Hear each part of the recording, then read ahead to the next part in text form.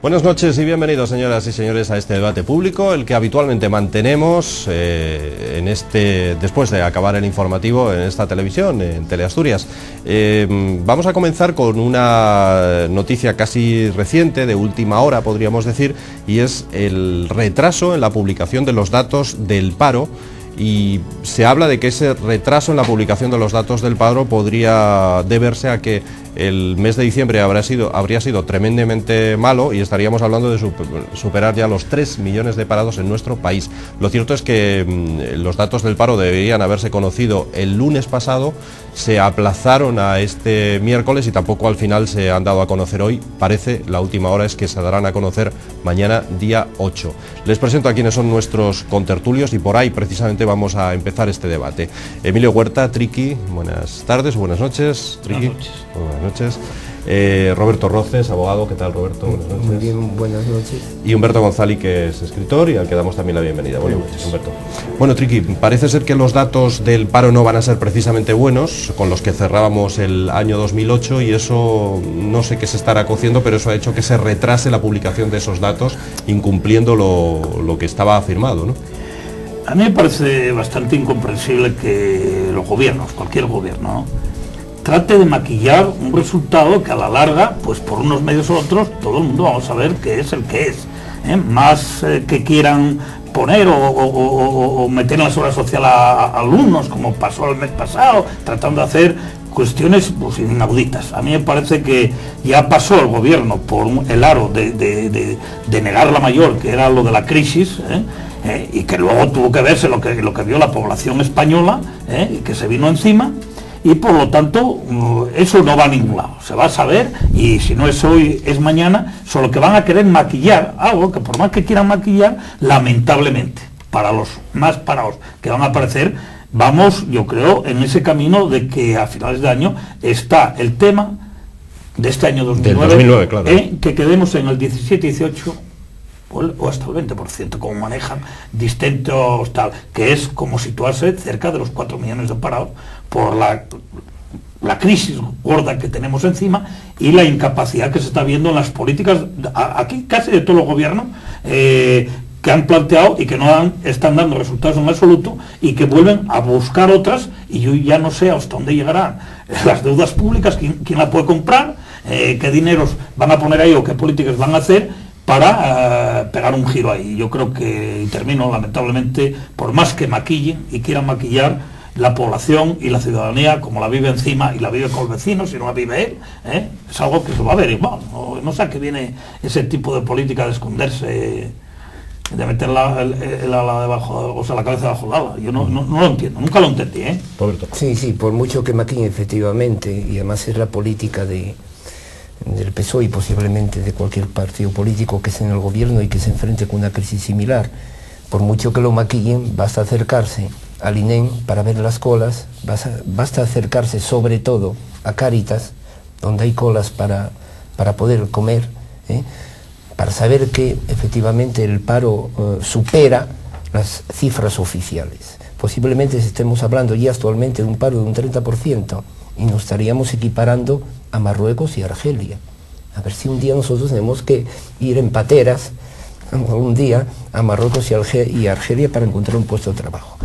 Efectivamente, es un dato, dato de ocultación a todo precio del paro en España.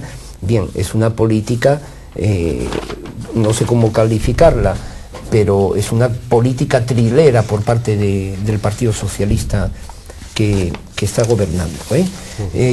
Cosa curiosa es que, al parecer, el gobierno invierte más en medidas de seguridad en el INEM para evitar cualquier tipo de disturbios dentro de las oficinas del INEM, a través de guardias de seguridad, invierte mucho más que en funcionarios para atender debidamente, y como tienen derecho a ello, los parados. Eso supone de que son incapaces de poder controlar y terminar con el paro. Además, no hemos tocado el fondo. Yo pienso que a finales de 2009 estaríamos hablando en cifras oficiales, de 4 millones de parados. La economía española la destrucción de la economía española, que es una economía que nunca me cansaré de repetir, de ladrillo y del visillo, tocará fondo cuando toque fondo. Y superaremos los 4 millones de parados. Una vez más, insisto, en que nos situamos a nivel de Argelia y de Marruecos. Sí. Humberto. Bueno, yo lo que veo, este es un dato más de una forma de hacer política del actual gobierno, que es negar la mayor cuando se puede, y cuando ya es inevitable reconocerle la realidad, pues tratar de aparcar en el tiempo lo más posible los datos que son negativos. Y esto, evidentemente, no es bueno. No es bueno, aparte de que no es muy decente, es malo porque evite que se puedan tomar las medidas adecuadas para solucionar los problemas. La base para tomar estas medidas son precisamente las estadísticas, los datos que vamos a tener. Y no solo los datos globales. Estoy seguro que los datos pormenorizados del desempleo, que se están retrasando curiosamente, nos van a dar una destrucción importantísima en el empleo femenino, importantísima en el empleo juvenil, que son precisamente los más jóvenes los que más necesiten acceder al trabajo. Vamos a tener muchos hogares en España donde ningún miembro va a estar trabajando. Y hay un dato que comentó Roberto que también es muy importante, que calibra la diferencia de esta crisis con respecto a otras. En otras, bueno, podía haber más o menos desempleados, el sistema más o menos podía coger y funcionar, pero el hecho de que haya tanto hogar sin nadie trabajando, vemos después la asociación con lo que pasa en Cáritas. Los niveles de crecimiento de la asistencia que está dando Cáritas son históricos. Nunca, por lo menos desde que existe la democracia en España, Cáritas está dando tanta ayuda, tanta comida, tanta asistencia a tanta gente al mismo tiempo. Y luego hay un tercer punto. Muy bien, este gobierno está pues gastando los dineros para solucionar los grandes problemas financieros, está ayudando, no sabemos todavía muy bien ni cómo ni de qué forma, a las grandes entidades bancarias, pero el problema fundamental, que es apoyar a la creación de empleo, no estamos viendo ningún tipo de medida. No efectiva, es que no hay ningún tipo de medida, por lo menos a día de hoy. No hay ningún acuerdo, no vemos al ministro de Economía diciendo, bueno, se va a invertir en un sector determinado, en apoyar a la pequeña y mediana empresa, en reducir los impuestos a los empresarios para que mantengan el empleo y puedan llegar a recuperar empleo. Y en cuanto a la formación de la gente que se queda en el paro, pues bueno, francamente hubo una cosa muy chocante cuando empezó la crisis de la construcción, que hablaban de convertirlos a todos, pues bueno, en gente de la hostelería, un poco más, bueno, y todo eso se quedó evidentemente en el olvido porque la misma hostelería, como casi todos los sectores productivos del país, están francamente mal. Bueno, introduzco un dato más en esta segunda ronda y es que a pesar de esa situación, a pesar de esa crisis, según una encuesta del periódico El Mundo, ahora mismo si se celebraran elecciones el PSOE volvería a ganar y aventajaría en 3 puntos al Partido Popular, pese al desastre económico. No sé si esto es algo responsabilidad del Partido Socialista o más bien del Partido Popular, ¿no?, el que se produzca esta situación. Hombre, a mí me parece que, sinceramente, con un Partido Socialista a 8 meses de las elecciones generales que se habían celebrado, con lo que está lloviendo, lo que está cayendo, que el partido de la oposición siga todavía a 3 puntos, tiene que dar lugar a pensar algo que yo creo que es cierto. Aquí, haciéndolo mal, como está haciéndolo el Partido Socialista en cantidad de medidas que no van a servir, a mí me parece que denota que el Partido Popular no está acertando en dar alternativas creíbles ante la población en cómo poder salir de la crisis. Emplea mucho más tiempo en basarse tranquilamente, en dar madera a, digamos, una serie de medidas que todo el mundo ve que esas son un fracaso, y lo ve la población, pero no es capaz a entrar a analizarlas más en profundidad el resto y decir qué tipo de alternativas. Y cuando está dando alguna, pues lo da a nivel, yo vi alguna, la más acertada, que eran bastante entendibles, sinceramente, aunque yo no comparta una política neoliberal, las daba Pizarro. El problema es que a Pizarro lo quemaron porque políticamente no era la persona idónea en aquellos momentos para plantear una persona que aún sabiendo mucho de economía, sabiendo mucho de banca, sabiendo mucho porque tiene un currículum que asombra y que es una persona más muy sencilla, dando los datos económicos. Claro, es distinto a un enfrentamiento ante unas cámaras en primeras nupcias, como digo yo, con un veterano como es Solbes, y vamos, le cambió el guión y ante la opinión pública salió mal, y eso hizo que Rajoy no lo tuviera en cuenta, que yo creo que es el que mejor sabe hacer. El resto, para mí, no están acertando. Y luego hay otro elemento clave, le guste o no al PP a Rajoy. A mí me parece que el Congreso de Valencia ha sido un fracaso. Y ha sido un fracaso que es el fracaso que están teniendo casi todos los partidos políticos, lo que para que otros, oye, pues lo salvan de otra manera porque les ayudan los resultados, que es que no podemos estar a la altura que estamos en la democracia, con partidos dirigidos por 2 o 3 dirigentes a dedo desde arriba. Y el tema de esos avales y la forma de eso, denota que no, sí, sacarías los votos, pero democráticamente es mentira. Y es mentira que ahora mismo da un espectáculo con la misma financiación autonómica, viendo a la señora Aguirre y el señor Camps, como le van bien, salir diciendo, oye, de maravilla. Y Rajoy quedándose solo con Pablo Bandera y con Arenas, queriendo plantear una política que sería razonable, que yo estoy de acuerdo, que no puede ser bilateralidad, que tendría que ser negociado entre todas y luego llevarlo al Parlamento y demás, no tiene credibilidad. Si es poco eso, aparece hoy dándole caña a Aznar con la María San Gil. No oye poco eso, él resguardándose, no se sabía si quería poner a Gallardón y al final no se atrevió viendo el panorama y salta con mayor oreja, dejándolo quemarse sin saber muy bien eso. Y claro, vieron las elecciones, intervino, de Galicia y de el País Vasco. Y ya está curándose en salud, diciendo que él no se va, y las generales, y a mí me parece que ahí están con la pistola ya cargada y preparado, tanto la Aguirre como Rato, como el propio Gallardón, a ver qué en esto, para de una vez ya saltar. Yo creo que va a tener muy mal Rajoy, como los resultados no le acompañen, y lo tiene dudoso en el País Vasco y en Galicia, el poder seguir. Falta el liderazgo ahí. Sin idea. Yo no conozco la encuesta en profundidad, las encuestas en profundidad, pero también puede ser responsabilidad de las encuestas el hecho de que el PSOE esté 3 puntos por encima, son encuestas, del Partido Popular. Bien, yo pienso, en todo caso, sin conocer en profundidad y haber analizado el detalle de la encuesta, yo pienso que el PP ha perdido votos por su parte más extremista, por su parte derechista más extremista, debido al acercamiento o a una oposición más endeble por parte de Rajoy que en la legislatura pasada. Rajoy vio que la oposición dura de la legislatura pasada no le aportó resultado.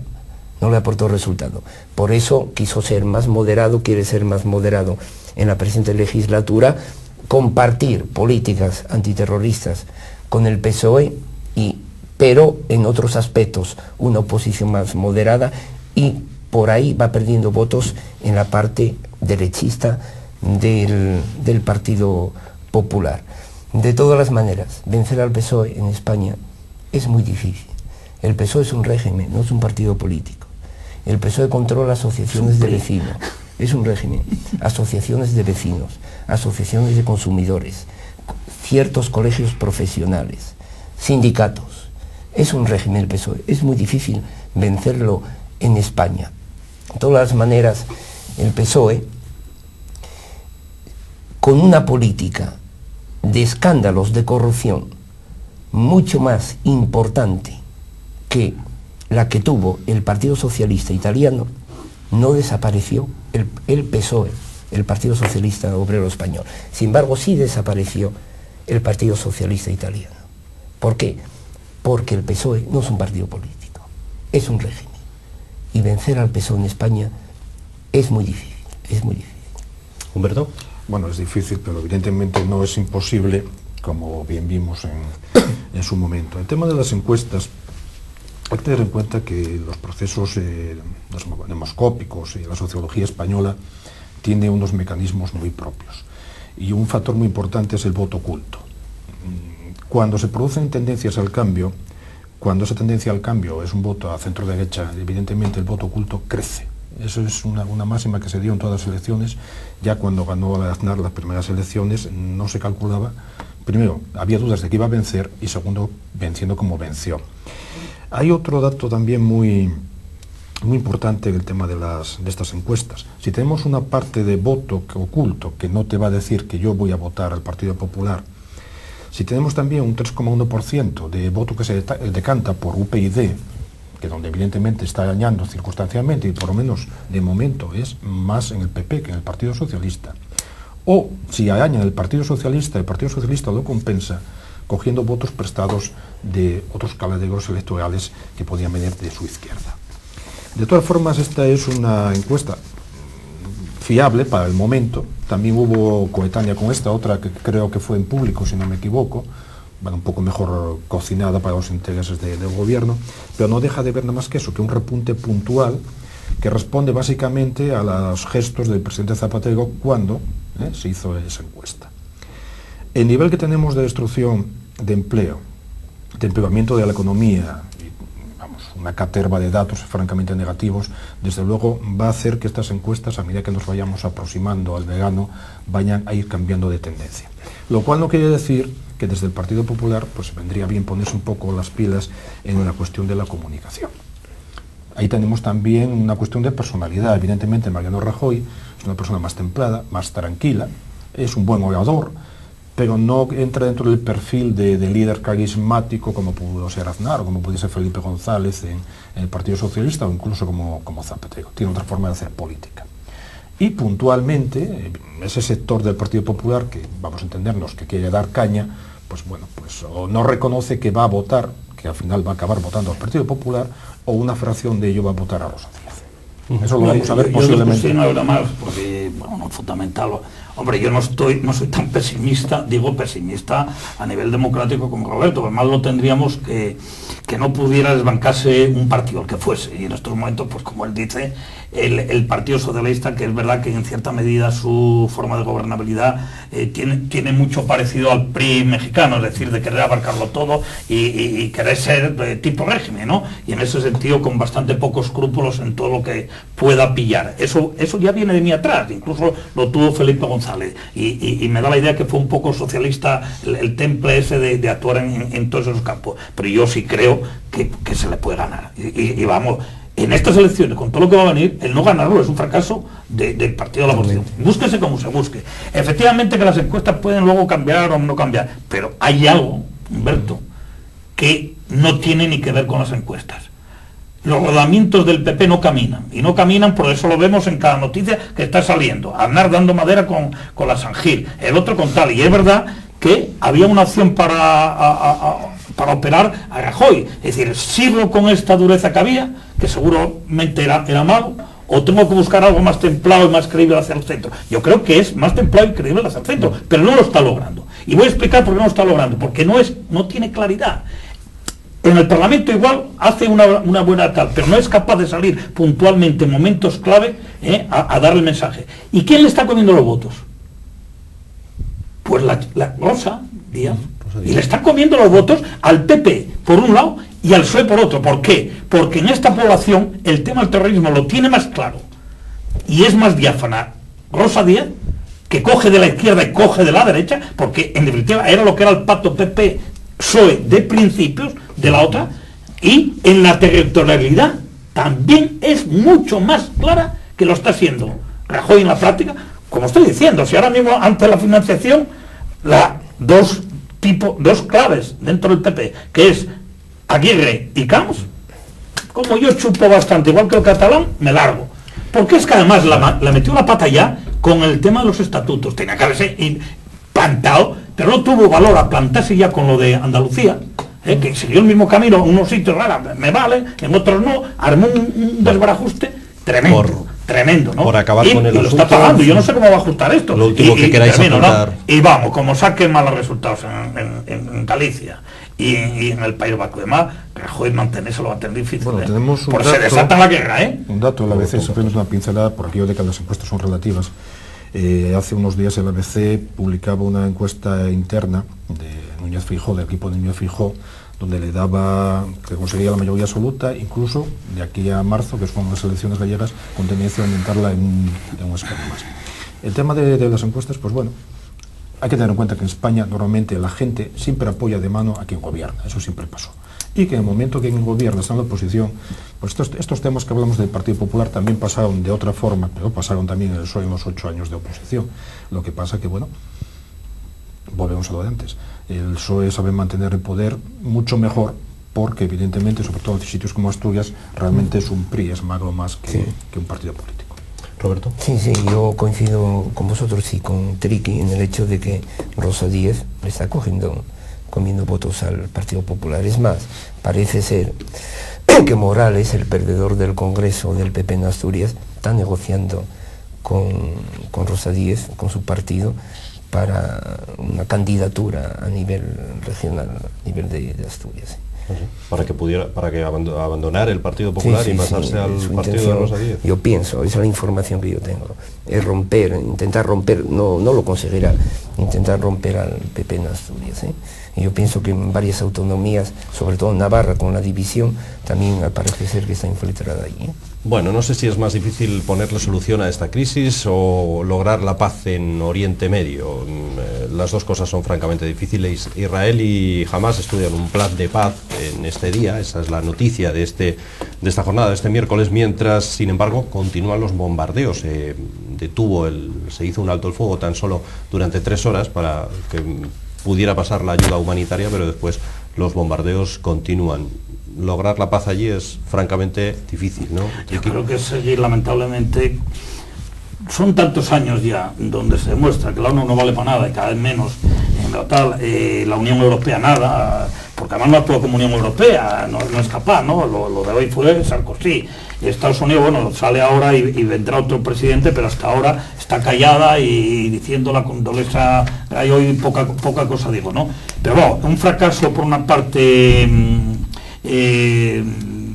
las negociaciones que puedan ayudar desde afuera, y que otra vez ha tenido que ser para lograr esa poca cosa que bueno, tiene su valor entre Sarkozy con Egipto, que le interesa mucho ahora resolver ese problema por la franja de Gaza y el problema que tiene en los socavones hacia el tráfico de armas y de alimentos y de todo tipo que tiene ahí. A mí me parece que de cualquiera de las formas, claro, ahí en cuanto ganó Hamás Al-Fatah y se hizo militarmente con la zona de Gaza, sabiendo lo que es cualquier grupo terrorista, porque es un grupo, yo no sé si llamarlo o no, pero bueno, rayando en eso, tan radical, evidentemente le das pie, con esos 4 misiles que tiró, que son de juguete prácticamente respecto al material bélico que tiene Israel, le dio paso, de cualquiera de las formas, para que un Barak, que va a las elecciones dentro de 2 meses, que estaba por debajo de Netanyahu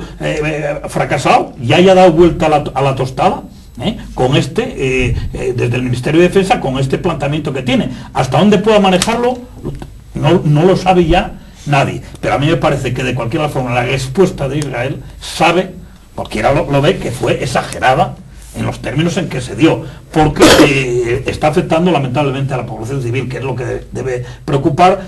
Ahora mismo los hospitales están sin medicación, no dejan pasar a las ambulancias, se está incumpliendo todo tipo de documentos o acuerdos que la ONU plantea para los propios conflictos, ¿no? Y yo no sé cómo va a terminar eso, en la vida lo voy a saber. Yo no sé quién puede terminar ese conflicto. Claro, 1,5 millones de personas. Como pase a la tercera fase, por el acuerdo hasta ahora, por lo que yo leí, es que no se determinó, y eso es positivo, no solo dejar esas 3 horas del tránsito para medicación y todo lo demás, y alimentos y demás, sino que paralizó Israel la tercera fase. La tercera fase es entrar, para que la gente no se entienda, a bayoneta pura, es decir, casa a casa, en toda la franja, con todo el ejército a tope. Eso ahí puede traer consecuencias tremendas, porque jamás evidentemente va a coger los de escudo, va a meterse en gente y tú vas a tener civiles al lado, y aunque entres a disparo puro y con toda la gran tecnología, vas a llevar por delante, y igual puedes llevar una cantidad de civiles tremendas, que ya bastante ver los niños esos pagar a todo esto, pues es lamentable, ¿no? Sí, es lamentable. Efectivamente. Yo creo que Roberto, perdón, sabe más de la historia, que le gusta más la historia. Sí. Yo creo que este conflicto ya nació de cómo se dio todo. Sí. Cuando no se sabe resolver una cosa y se resuelve a base de aquí mando yo de imperio uno y imperio el otro, y rajo por medio y doy esto, y no se resuelve, y se hizo un mal pastel. El más pastel lo tenemos ahí, pues eso, desde que de los 40 y pico ya zumbando. Efectivamente, tiene razón de que la ONU, que es un organismo internacional que debería ser el puntero para encontrar una solución a este conflicto, a este largo conflicto, no sirve para nada. Sin embargo, hay que reconocer que la ONU ha evitado hasta ahora una tercera guerra mundial. No olvidemos que está controlada la ONU, las Naciones Unidas, por el Consejo de Seguridad, en el cual el cual está controlado por las grandes potencias nucleares, provistas de bomba nuclear. Por contra, la extinta, la anterior, sociedad de naciones, basada sobre el idealismo, como consecuencia de la Primera Guerra Mundial, nos ha traído la Segunda Guerra Mundial. Consecuentemente, la ONU es un organismo muy importante que ha evitado una Tercera Guerra Mundial. Bien, el problema de la Palestina, el problema de los palestinos, surge con la creación del Estado judío. En lugar de crear un Estado aconfesional, como es el Estado español según la Constitución, bien, han creado un Estado puramente sionista y confesional, despojando de su territorio, de su patria, a los palestinos. En su día, la ONU, votando a favor de la creación de un Estado para Israel, ha creado otro problema totalmente injusto, que es el despojo, el destierro, el éxodo de la población palestina.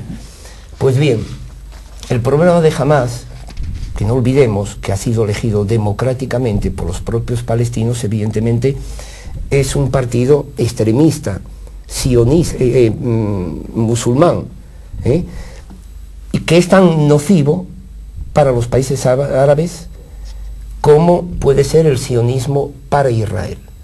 Bien, Israel es un Estado que vive también de la economía bélica, de la economía militar. No olvidemos que esa es la cuarta potencia militar del mundo, después de los Estados Unidos, de hoy llamada Rusia, y de China. El cuarto ejército en potencia es el ejército judío israelí, que vive de una economía militar y que consecuentemente tiene muy bien asentado en su territorio, por cuanto es el gendarme de los Estados Unidos en la zona y estará siempre apoyado por los Estados Unidos. No olvidemos que ha sido formado el pueblo judío por personas nacidas y formadas en el occidente, consecuentemente con una cultura occidental, y que se mueven en una cultura de guerra, a todo apoyado por los Estados Unidos. El problema de la solución de litigio entre palestinos y judíos es de muy difícil solución. Quien tiene que se reunir son las potencias para crear un Estado israelí, un Estado palestino seguro, darle un territorio seguro, con los mismos derechos de soberanía que tiene el Estado de Israel, pero es muy difícil llegar a ese extremo, por cuanto hay un fanatismo por parte de Hamás que hace imposible el desarrollo de ese Estado palestino a todo trance. En todo caso, a los demás países árabes no les conviene partidos como Hamás, porque se pueden crear movimientos similares a Hamás dentro de sus propios estados. No ven con buenos ojos al partido Hamás, y no olvidemos que tampoco puede mover un dedo los demás países árabes en apoyo del pueblo palestino, ya que Israel, no olvidemos, tiene la bomba atómica, y tal como vemos la desproporción del ataque de Israel frente al ataque de los palestinos es totalmente desproporcional. No olvidemos que son capaces de tirar una bomba atómica sobre aquel pueblo árabe que se enfrenta a ellos. Una amenaza ya la hizo con Humberto. Bueno, yo básicamente aquí uno de los últimos datos que dio Roberto explicaría muchas cosas. Evidentemente, los israelitas que conformaron el Estado hebreo provienen del mundo occidental en gran parte. Hay gente que no, evidentemente, los falasas, por ejemplo, vienen de Etiopía, y otros que vienen de zonas islamistas, pero gran parte de los que provienen son del mundo occidental, y crearon un Estado en gran medida concebido dentro de los parámetros que tenemos por mundo occidental. Y está en un enclave geográfico en el Oriente Medio, rodeado de países musulmanes, donde en mayor o menor grado empiezan por discutir incluso los derechos humanos. De hecho, ningún país árabe, ningún país musulmán firma la Carta Universal de los Derechos Humanos al completo, porque dicen que hay derechos que contravienen los derechos humanos musulmanes. Son dos mundos totalmente distintos. Por otra parte, Israel aquí lo que se juega es la existencia. Por eso viene a explicar un poco ese sentido de desproporcionalidad que en el resto del mundo, en Europa, en Estados Unidos, vemos. Es que ellos evidentemente lo que se está jugando es la existencia del Estado de Israel. Con lo cual podemos llegar a una situación de difícil solución, porque la alternativa es un Estado palestino, pero que no sabemos quién va a llevar las riendas de ese Estado. Ya no estamos hablando de Al-Fatah ni de otros grupos laicos de los años 70, que tenían una mentalidad progresista y donde lo islámico tenía un papel, pues bueno, no residual, porque en estas sociedades nunca es residual, pero sí menos importancia a la que tiene hoy en día. Hoy en día sabemos que los movimientos pujantes es Hamas, la variante palestina de los hermanos musulmanes que existen y funcionan en Egipto precisamente, y es uno de los grandes pánicos que tiene el régimen egipcio. Tenemos el caso de Hezbollah en el Líbano, que tanto Hezbollah como Hamas están financiados por Irán, y Irán sabemos que tiene ahora mismo un presidente que tiene dos obsesiones: una, negar el holocausto, y dos, borrar del mapa el Estado de Israel. Tenemos a Jordania, que de momento aguanta los embates del islamismo, pero que es la patria de gran parte de los mujahidines y luchadores yihadistas en todas las guerras que existen en el mundo islámico. Tenemos Siria, que por otra parte también financia a Hamas y a Hezbollah. Es decir, tenemos una situación muy complicada. Y yo creo que no va a haber una solución duradera, primero, mientras no se desarticulen las organizaciones islámicas integristas en Palestina. De momento hay que decir que en Cisjordania la cosa está muy controlada, muy controlada. De hecho, Hamas llamó a una tercera intifada y no pasó nada en Cisjordania, aparte de alguna que otra manifestación. Y segundo, hay que conseguir que ese Estado palestino, con todos los derechos, como no puede ser de otra forma, sea un Estado palestino democrático, donde, por ejemplo, a día de hoy, en la Franja de Gaza no se puede ser cristiano. Si se te pasa por la cabeza apostatar, lo más fácil es que un miliciano de Hamas te vuele la cabeza. Eso no es un Estado democrático. No es un Estado democrático donde críos de 6, 8 o 10 años los pones en las manifestaciones delante, armados con un símil de bomba de suicida, con un símil de subfusil. O tampoco es un Estado democrático, aunque bueno, también en este caso Israel también hace todas las suyas, las cosas como son, no es tampoco inocente, donde las agencias distribuyeron hace 2 días, no sé si lo visteis, una noticia sobre un bombardeo a un mercado de Gaza. Pues resulta que los que distribuyeron esa noticia tuvieron que pedir perdón a los usuarios del canal, porque no era un bombardeo, fue en el 2005 una manifestación de Hamas donde llevaban camiones con cohetes Qassam, explotó y mató a 15 palestinos. Es decir, que es todo muy relativo, hay un uso sucio de la propaganda, una exhibición de cadáveres por una parte, mientras que en este caso los hebreos, por tradición religiosa, tienen la manía de cubrir el cadáver con la bandera de Israel. Es decir, es un tema muy complicado y yo creo que la condición básica es que si se crea un Estado palestino, sea un Estado palestino democrático y cercano en lo posible a parámetros occidentales. Bien, dicen que la primera víctima de cualquier guerra es la verdad, ¿no? Y es siempre lo que estamos viendo, siempre es así. Bueno, estamos acabando, estamos en los últimos minutos, así que por poner algo más ligero a esta densa tertulia de hoy, si os parece, hablamos de la que ha liado la ministra de Defensa, que ha roto las normas, bueno, no sé, algunos no lo ven para tanto, otros sí, en la Pascua Militar ayer celebrada, que indican esas normas que las mujeres tienen que ir con traje largo, y ella decidió romper la norma y acudió en pantalones a la Pascua Militar. ¿Es para tanto esto, que es el revuelo que se ha formado con todo esto, Triquio? Pinta que si le da por ir con bikini, o sea, a lo mejor no se armaba tanto. No, yo a mí sinceramente, a mí parece que cada cargo de cualquier gobierno, sea el tipo que sea, puede ir vestido como le dé la gana, mientras no vaya en forma obscena, que incumpla las mismas normas de decoro, digamos, higiénico, ¿no?